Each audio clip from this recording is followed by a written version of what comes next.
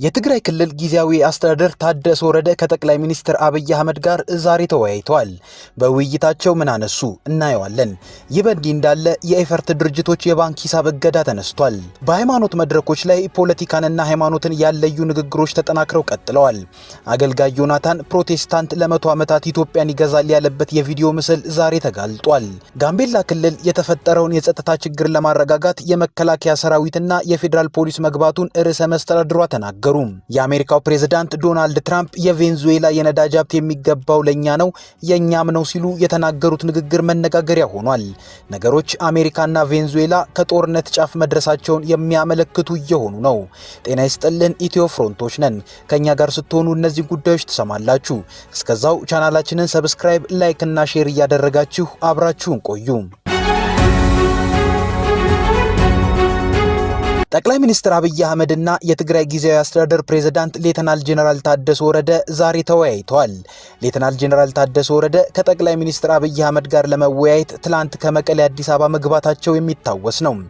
ከታደሰ ወረደ ጋር የህወሓት ምክትል ሊቀመንበር አማኑኤል አሰፋም ከጠቅላይ ሚኒስትር አብይ አህመድ ጋር በሚደረገው ውይይት ላይ ለመሳተፍ ከታደሰ ወረደ ጋር ወደ አዲስ አበባ መጥተዋል።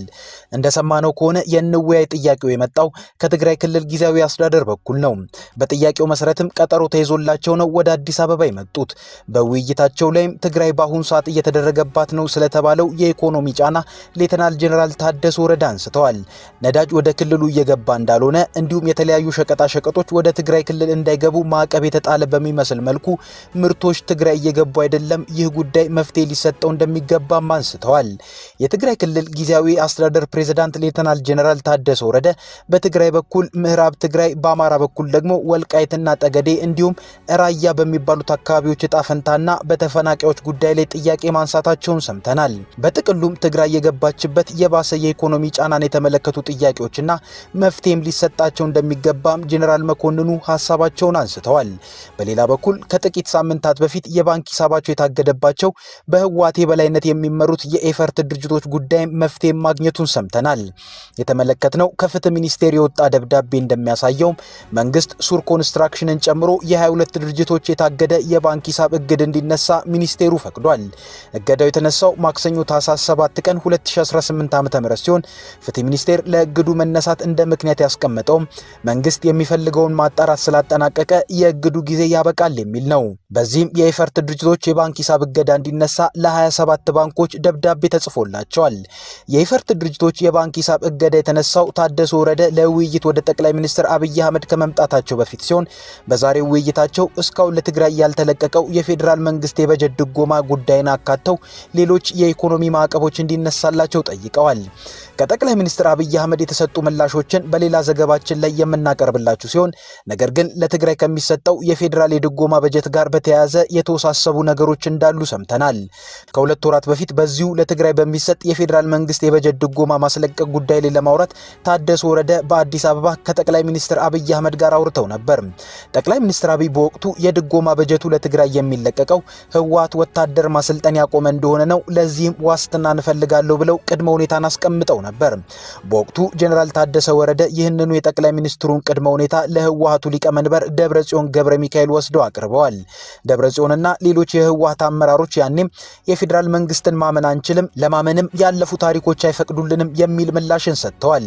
ቆይቶ ደግሞ የኤርትራ መንግስት በትግራይ ፖለቲካ ውስጥ ገብቷል መባሉ የክልሉንና የፌዴራል መንግስትን ግንኙነት ይበልጥ አወሳስቦታል። በሃይማኖት መድረኮች ላይ ፖለቲካንና ሃይማኖትን ያለዩ ንግግሮች ተጠናክረው ቀጥለዋል። አገልጋይ ዮናታን አክሊሉ የተሰኘው የፕሮቴስታንት እምነት መምህርም በአንድ የሃይማኖት መድረክ ላይ ለሚቀጥለው 100 ዓመታት የኢትዮጵያ ጠቅላይ ሚኒስትር ከፕሮቴስታንት እንዲሆን ትንቢትን ተናግሬያለሁ ሲልም ተደምጧል። ይኸው የአገልጋይ ዮናታን ንግግርም በማህበራዊ ሚዲያ ላይ መነጋገሪያ ሆኖ ቆይቷል። ትንቢት እናገራለሁ፣ ለሚቀጥለው 100 ዓመት የኢትዮጵያ ጠቅላይ ሚኒስትሮች ፕሮቴስታንቶች በኢየሱስ ስም እንዲሆኑ ጸለይኩኝ።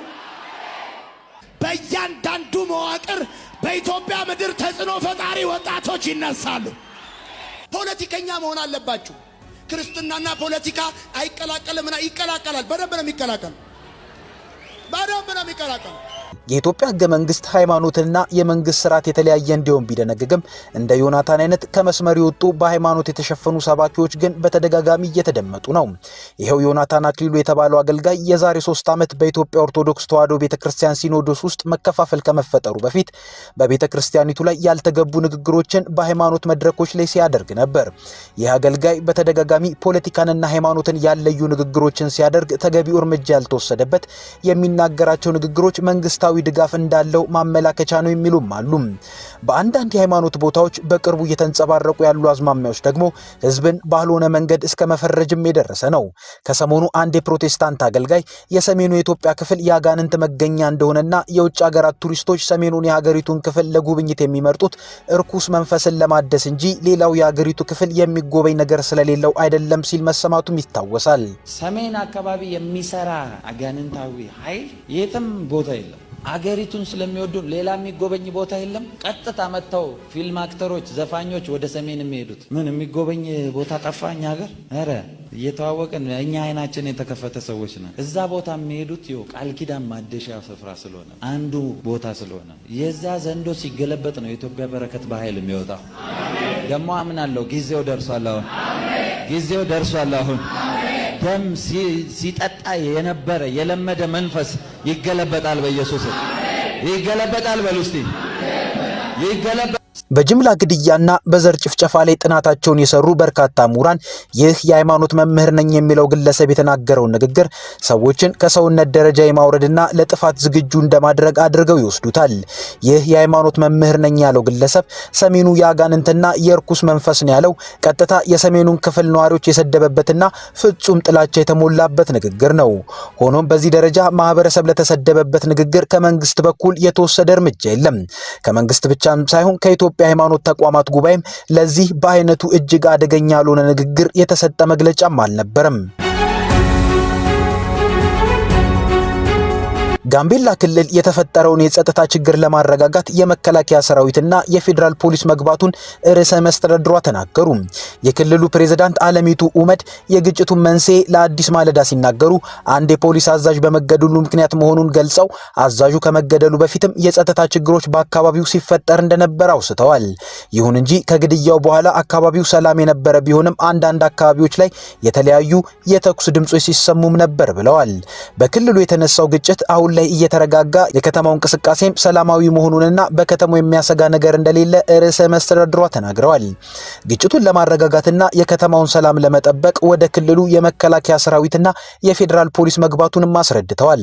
ከዚህ በተጨማሪ አንዳንድ አካባቢዎች ላይ ችግሮች መኖራቸውን ገልጸው በቦታው ሰላም ለማስፈን እየተሰራም ነው ብለዋል። በእርሳቸው ርዕሰ መስተዳድርነት የሚመራው የጋምቤላ ክልል ትላንት ምሽት ባወጣው መግለጫ በርካታ ያላቸውን ነገር ግን በቁጥር ያልገለጻቸውን ሰዎች በቁጥጥር ስር ማዋሉን አስታውቋል። ይህም ብቻ ሳይሆን ከጸጥታ አካላት ውጪ የጦር መሳሪያ የያዘ ግለሰብም ሆነ ቡድን አስፈላጊ ሲል የጠራው እርምጃ እንደሚወሰድበትም አስጠንቅቋል። የአሜሪካው ፕሬዝዳንት ዶናልድ ትራምፕ የቬንዙዌላ የነዳጅ ሀብት የሚገባው ለኛ ነው የኛም ነው ሲሉ የተናገሩት ንግግር መነጋገሪያ ሆኗል።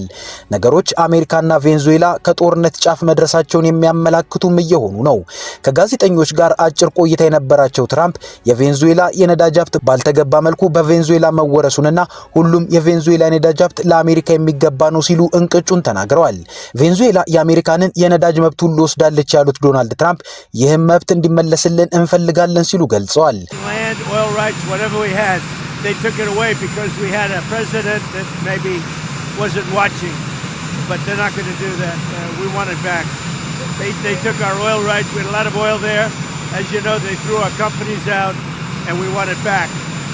የትራምፕ ንግግር ከቅርብ ጊዜ ወዲህ አሜሪካ በህገወጥ እጽ አዘዋዋሪዎች ላይ ያነጣጠረ ነው ያለችው የጀልባዎች ላይ ጥቃቷ ጉዳዩ ያደገኛ እጽ ብቻ ሳይሆን ከእጽም የተሻገረ መሆኑ የተረጋገጠበት ነው።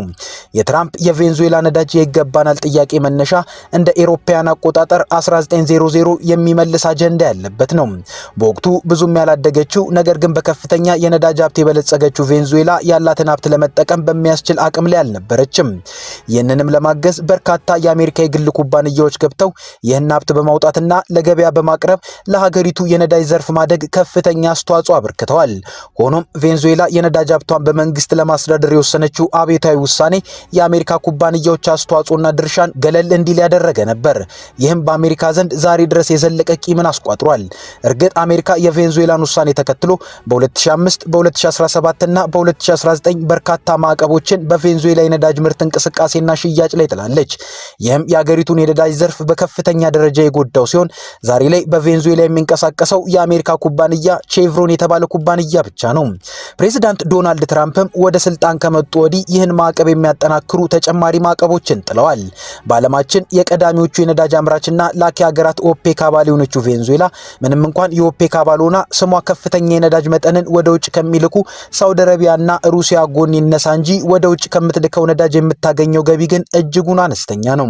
የኢኮኖሚ ጉዳዮችን የሚመለከተው ኦኢሲ ወይንም ኦብዘርቫቶሪ ኦፍ ኢኮኖሚክ ኮምፕሌክሲቲ ያወጣው መረጃ እንደሚያሳየው ቬንዙዌላ በ2023 ወደ ውጭ የላከችው የነዳጅ መጠን 4.05 ቢሊዮን ዶላር የሚያወጣ ምርት ብቻ ሲሆን በዚሁ ዓመት ላይ ሳውዲ አረቢያ 180 ቢሊዮን ዶላር፣ አሜሪካ 125 ቢሊዮን ዶላር፣ ሩሲያ ደግሞ 122 ቢሊዮን ዶላር የሚያወጣ ምርት የላኩበት ነበር። ይህም ቬንዙዌላ በዓለም ከፍተኛ በሚባል ደረጃ የነዳጅ ክምችት ያላት ነገር ግን የምትጠቀመው እዚህ ገበያ በማይባል ደረጃ እንደሆነ ያሳያል። በአሜሪካ ማዕቀብ ምክንያት የተጎዳባትን የነዳጅ ዘርፍ ለማስተካከል የነዳጅ ገበያ አማራጯን ወደ ቻይናና ህንድ ብሎም ሌሎች ሀገራት ለማስፋፋት እየሰራች ነው። ዛሬ ላይ ደግሞ ይህ የሁለቱ ሀገራት ቁርሾ ወደ ጦርነት ሊያመራ ይችላል ወደሚል ስጋት አድጎ እየተስተዋለ ነው። አሜሪካ በቬንዙዌላ ቀጠና ያሰፈረችው ከፍተኛ መጠን ያለው ጦር የዚህ ስጋት ምንጭ ነው። መረጃዎች እንደሚያሳዩት ዋሽንግተን በዚህ ደረጃ በቀጠናው ከፍተኛ ጦር አሰማርታ አታውቅም። የፕሬዝዳንት ዶናልድ ትራምፕ ዛቻ ከዚህ የጦርነት ዝግጅት ጋር ሲደመር ደግሞ ቀጠናው አዲሱ የዓለማችን የስጋት ከባቢ ያደርገዋል። ቬንዙዌላም ለሉዓላዊነት መከበር አላንስም በሚል ለአሜሪካ ጥቃት ምላሽ ለመስጠት መዘጋጀቷን እየገለጸች ነው።